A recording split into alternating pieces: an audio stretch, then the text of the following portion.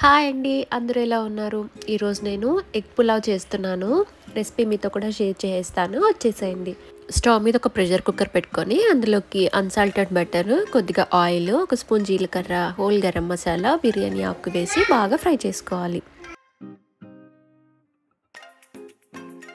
ఇప్పుడు సన్నగా కట్ చేసి పెట్టుకున్న ఆనియన్స్ కూడా వేసేసి లైట్ గోల్డెన్ బ్రౌన్ వచ్చేదాకా ఫ్రై చేసుకోవాలి. అందులోకి 4 పచ్చిమిర్చి చీలికలు కూడా వేసి ఫ్రై చేసుకుంటున్నాను.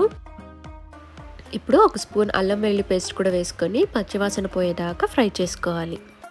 ఒక పెద్ద టమాటాను కూడా సన్నగా స్లైసెస్ కట్ చేసుకొని వేసుకుంటున్నానండి. ఇప్పుడు గుప్పడి పుదీనా, గుప్పడి కొత్తిమీర కూడా వేసుకొని ఒకసారి ఫ్రై చేసేసుకుందాం.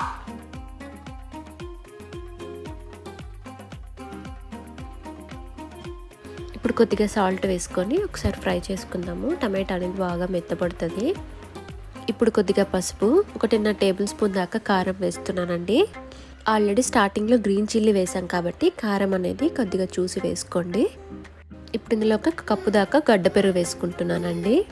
ఆయిల్ అనేది పైకి తేలేదాకా ఫ్రై చేసుకుందాము. చూసారా, టమాటా ఆనియన్ అంతా ఎంత బాగా ఆయిల్లో మగ్గిపోయాయో. సో ఇప్పుడు కాస్త గరం మసాలా కూడా వేసుకొని ఒకసారి ఫ్రై చేసుకుందాము. ఈ మసాలా ఫ్రై అయ్యే లోపల మనం ఆల్రెడీ బాయిల్ చేసి పెట్టుకున్న ఎగ్స్కి ఇలా కత్తితో ఘాట్లు పెట్టుకుందాము. సో ఇలా ఘాట్లు పెట్టుకోవడం వల్ల ఎగ్స్కి కూడా బాగా మసాలా అనేది పడుతుంది అన్నమాట. ఇప్పుడు బాగా ఫ్రై అయిన మసాలాలకి ముందుగా నానబెట్టుకున్న బాస్మతి రైస్, ఇక్కడ నేను 3 కప్స్ దాకా తీసుకుంటున్నాను. కనీసం ఒక హాఫ్ అన్ అవర్ అయినా నానబెట్టాలండి బియ్యం అనేది. బియ్యం వేసాక ఒకసారి అంతా మిక్స్ చేసేసుకుందామండి.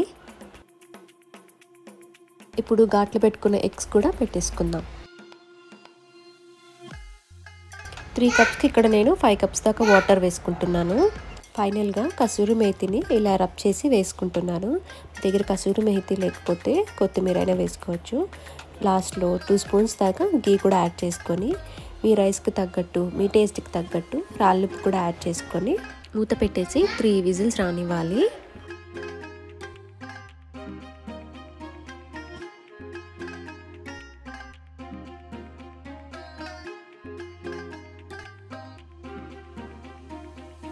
విజిల్ పూర్తిగా చల్లారాకనే ఓపెన్ చేయాలండి.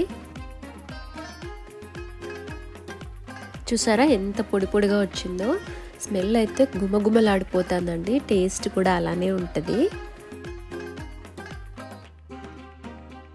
ఎలాగో లంచ్ టైం అయింది కాబట్టి రండి మాతో పాటు మీరు కూడా భోంచేద్దురు. ఈ రైస్ని రైతాతో కానీ ప్లెయిన్ కర్డ్తో కానీ సర్వ్ చేసుకుంటే చాలా బాగుంటుంది. మీరు కూడా ట్రై చేసి ఎలా వచ్చిందో కమెంట్ ద్వారా తెలియచేయండి. ఈ వీడియో మీకు నచ్చిందనిపిస్తే వీడియోకి ఒక లైక్ చేసి మన ఛానల్ ఎవరైనా కొత్తగా చూస్తున్నట్టయితే ప్లీజ్ మన ఛానల్ని అయితే సబ్స్క్రైబ్ చేసుకోండి.